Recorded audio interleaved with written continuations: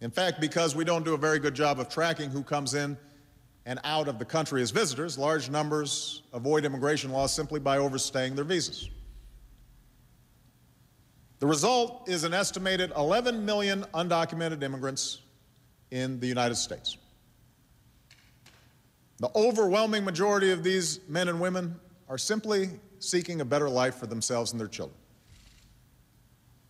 Many settle in low-wage sectors of the economy. They work hard, they save, they stay out of trouble.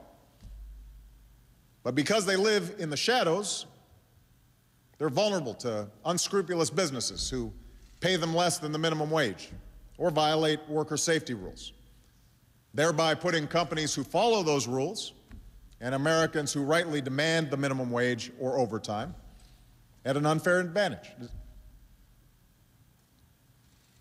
Crimes go unreported as victims and witnesses fear coming forward. And this makes it harder for the police to catch violent criminals and keep neighborhoods safe.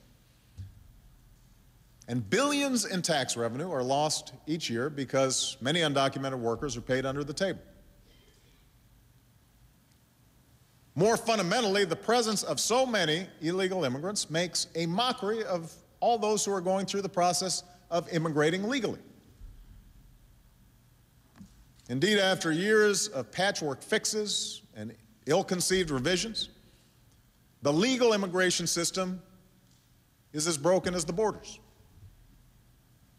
Backlogs and bureaucracy means the process can take years.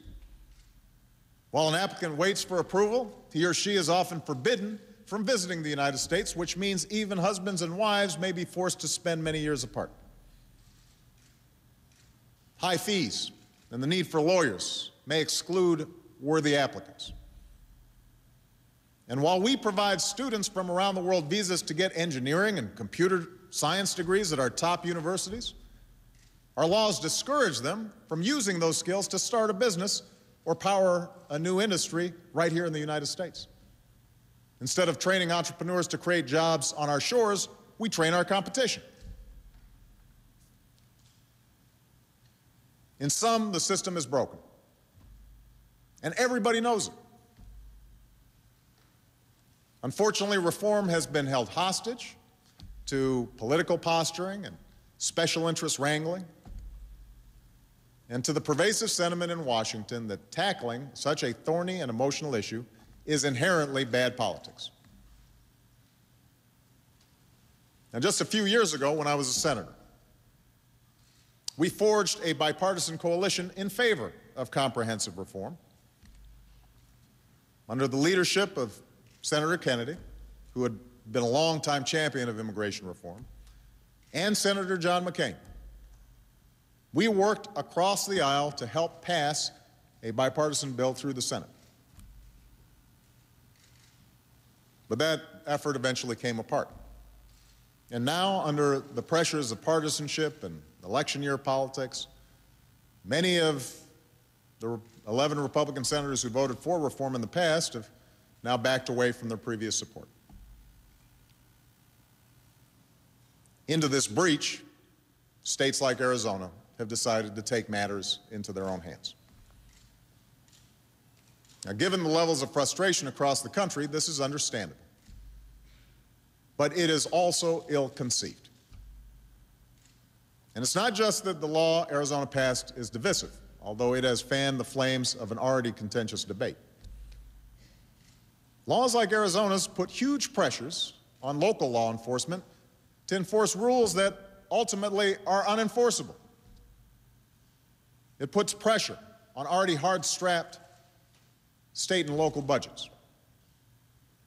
It makes it difficult for people here illegally to report crimes, driving a wedge between communities and law enforcement, making our streets more dangerous and the jobs of our police officers more difficult. And you don't have to take my word for this. You can speak to the police chiefs and others from law enforcement here today who will tell you the same thing. These laws also have the potential of violating the rights of innocent American citizens and legal residents, making them subject to possible stops or questioning because of what they look like or how they sound. In as other states and localities go their own ways, we face the prospect that different rules for immigration will apply in different parts of the country. A patchwork of local immigration rules where we all know one clear national standard is needed. Our task, then, is to make our national laws actually work, to shape a system that reflects our values as a nation of laws and a nation of immigrants. And that means being honest about the problem and getting past the false debates that divide the country rather than bring it together. For example, there are those in the immigrants' rights community who have argued passionately that we should simply provide those who are illegally with legal status, or at least ignore the laws on the books and put an end to deportation until we have better laws. And often this argument is framed in moral terms. Why should we punish people who are just trying to earn a living? I recognize the sense of compassion that drives this argument. But I believe such an indiscriminate approach would be both unwise and unfair. It would suggest to those thinking about coming here illegally that there will be no repercussions for such a decision. And this could lead to a surge in more illegal immigration.